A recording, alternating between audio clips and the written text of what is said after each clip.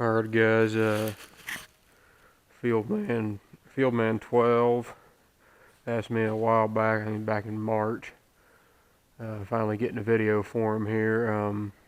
Requested a video or overview of the 2188.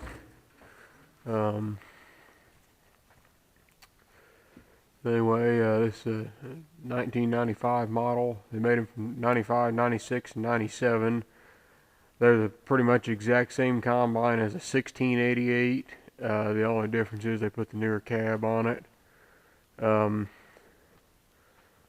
This is the first year, and I'm glad that this is the first year 2188 because they don't have the emissions stuff on. Not there was just a little bit of emission stuff, but they still it's just the old regular Cummins in it for the 95. So we're glad it's the first year out. As you can see, you got the mud hog on it. We like to buy combines out of Southern Illinois because it looks cool with mud hog on there. So we usually try to buy them a four-wheel drive. 30.5 R32s on the front and 18.426s on the back.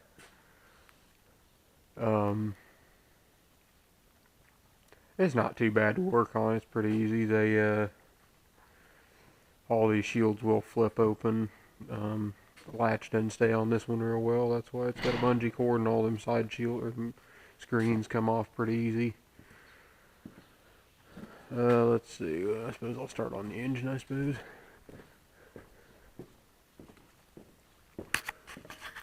I put new tie rod ends on that. Then take it back up to Grandpa's place. We run this machine in corn and beans. We've got a 25-foot bean head we run on it, and then we just run it in corn. We run 9700 in beans also with this one. Had a 200 and I can't remember. I think it comes out to 265 or 260 with this flared bent extension. That's how much it'll hold. Tank will hold. Got the bubble up auger folded down right now, but you just loosen those two bolts and the thing flips up. It really helps if you're in wet corn. It doesn't work the clean grain elevator so hard trying to shove corn up because it kind of keeps help pulling it up. That's the best part of this combine right there, straight pipe, and this thing sounds good. This is probably one of the best sounding pieces of equipment we got on the farm. Got the, let me turn my light on my phone because I don't know if you guys will be able, I can see it, but I don't know if you guys will be able to.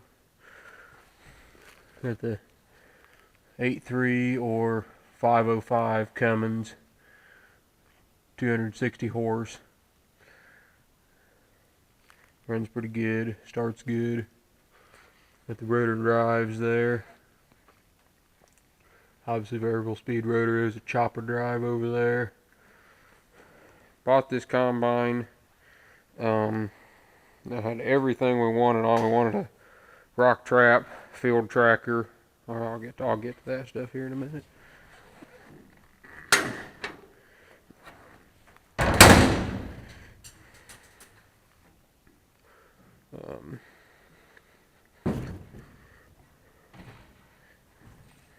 Ladders are sure handy.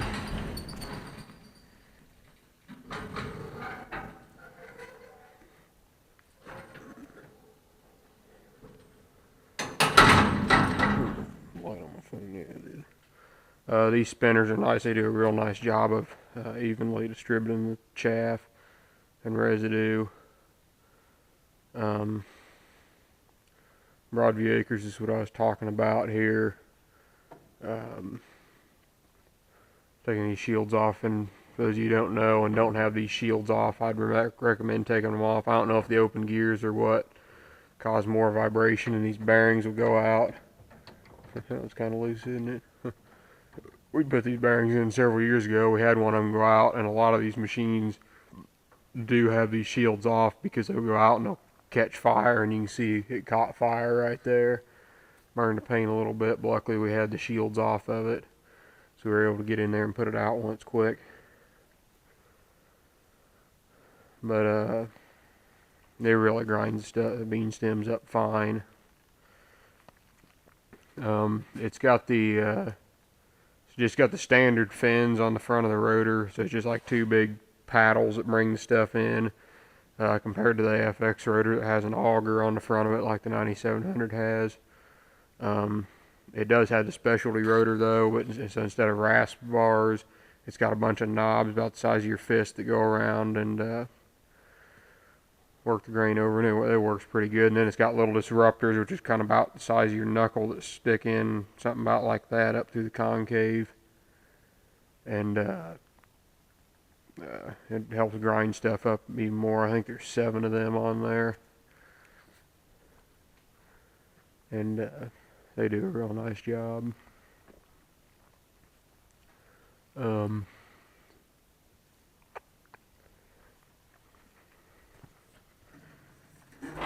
This lateral swing around, and you got to do that to run a 6-row corn head like we do.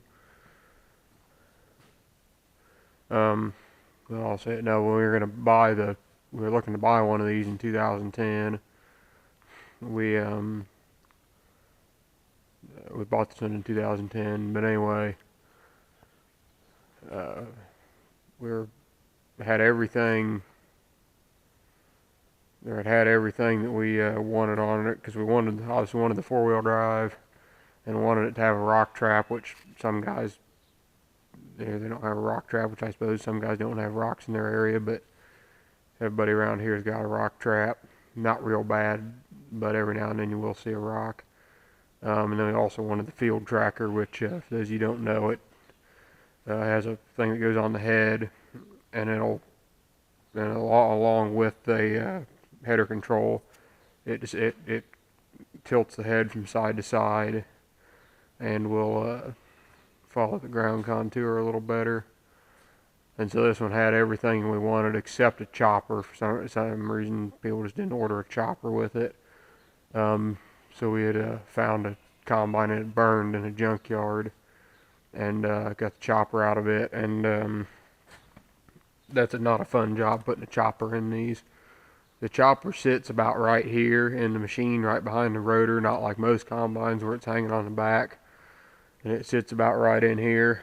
And it was hot when we put that thing in there, and we bought it after harvest 2010, summer 2011 we put it in. And that was hot, wrestling a great big old steel drum and shaft up in there. Whew. Sure glad we don't have to do that ever again. But you notice the paint's kind of a different color here on this. Bottom ones we repainted them, and the reason being, in 2011, or 2012. Yeah, I can't remember. It must have been 2011. See what beans there. Yeah, it must have been 2000. Oh, yeah, it was 2011.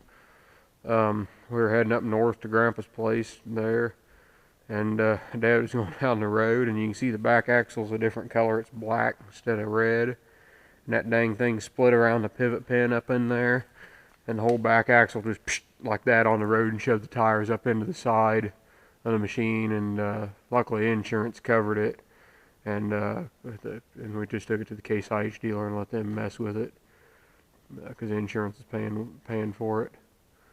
And it messed the sieves up a little bit too and everything. I think it took about $15,000 to get it back to where it was, or back into shape and everything.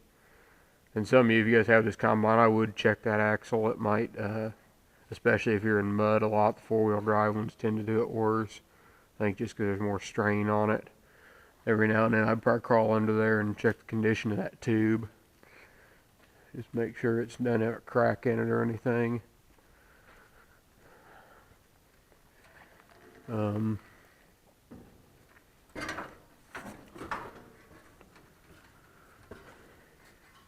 But it's a pretty nice combine. They made these things for years. Well, I made this in 3 years, but a lot of the parts are the same as on a 2388.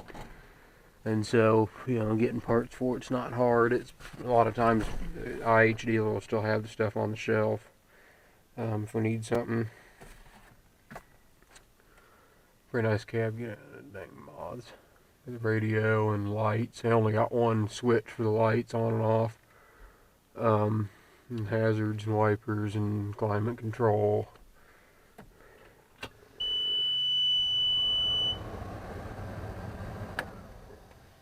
And you can see got all the warning lights, temperature gauge, fuel, volts. It's trying to tell me that the engine's not running and everything and blah blah blah, no oil pressure. But anyway, this thing's kind of handy. It tells you part of the machine lights up if something stops working. You can go to engine RPM or fan RPM on the top, and then speed, ground speed, or rotor on the bottom. And I can't remember, obviously, the hours. We got 3,905 on the separator and 5,120 on the rotor, or on the engine. We've put about 1,000 hours on it. It had about 3,000 and 4,000 when we bought it. Got him. Then we got head height. That's really handy when you're doing corn, because you can just, especially at night if it's dusty, you can't see what the deal is with it, or you can't see very well or something. If you're rolling along about 5 miles an hour, and you can just set it to one height, and you know you're not going to get the snouts into the ground. Broadview Acres had also wanted to see what all the switches did and everything, because they just bought it $23.88. Obviously that separator right there. There's the header, and then that's feeder house reverse. This thing has it's like a starter and a ring gear for the feeder house reverse down here on the side of the feeder house. That's a really crappy thing. It don't work. On the later models, they come out with a big hydraulic motor that goes on the shaft there. And that thing will really work. I've heard works a lot better. It's just a lot stronger for getting stuff backed up. These three things are here, like the speed. That's how high the header is floating on the ground on header control. I can't remember what that is, and that I think is for how fast the feeder house goes up and down. This is the real speed. Let's see what else. Obviously there's the unloading auger, on-off unloading auger.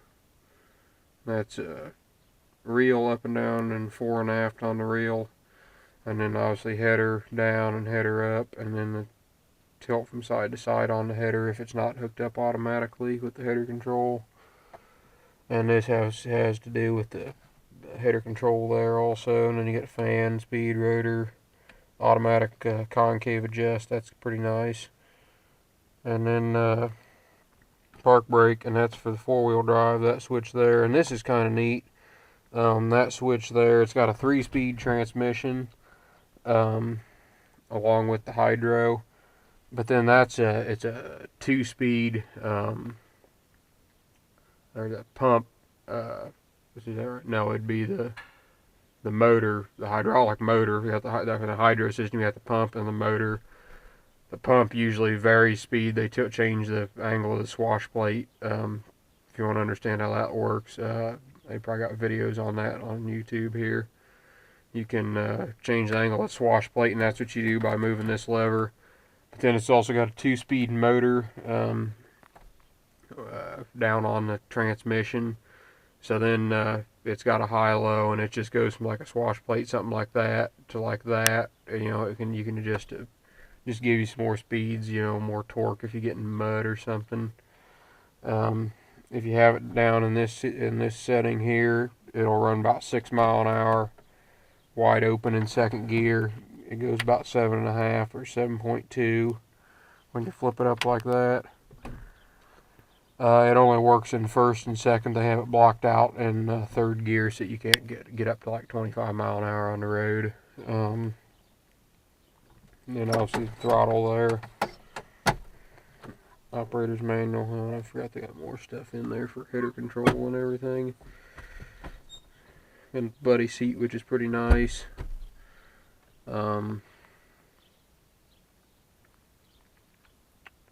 Air ride seat. I think that's about it for the cab.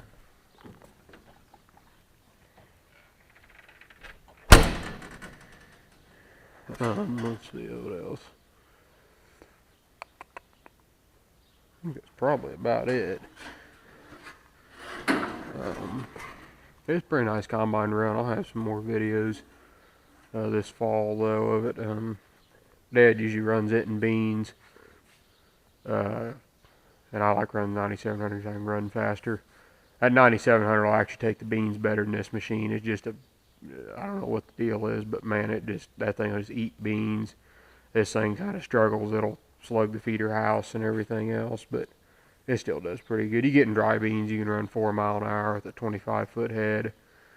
In dry, you can run the dry beans, you can run 5 with the 9700, and you probably do faster. But if you go over 5 with the 9700, it just doesn't cut them. Then you just can't get them cut fast enough with the sickle. But just the way it is.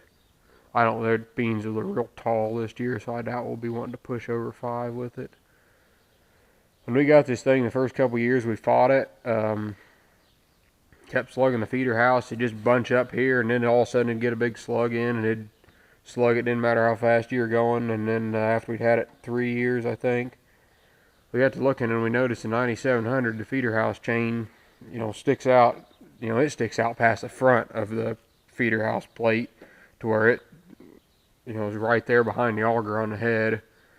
Well, when we bought this thing, it had a new feeder house chain in it.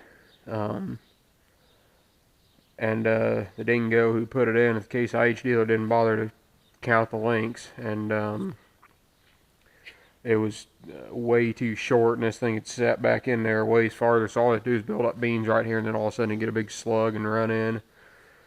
So we went and got a bunch of links and added in several links to get this thing out closer to the front of the plate, and that made a world of difference. It made a whole new combine out of it, just because someone didn't know what the heck they were doing when they put the feeder house chain in. And I think it's supposed to be about a 1/2 inch, what they call 4 in the owner's manual, behind this plate right here, and we're probably just over 1/2 inch, but it does a lot better now. So,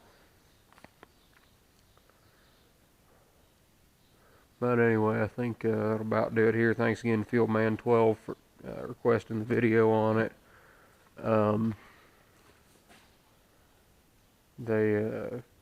Sorry it took me so long to get around to doing it. I'll have the 9700 one here hopefully in the next week or two. Get it down here to work on it. So, but anyway, thanks for watching, everybody.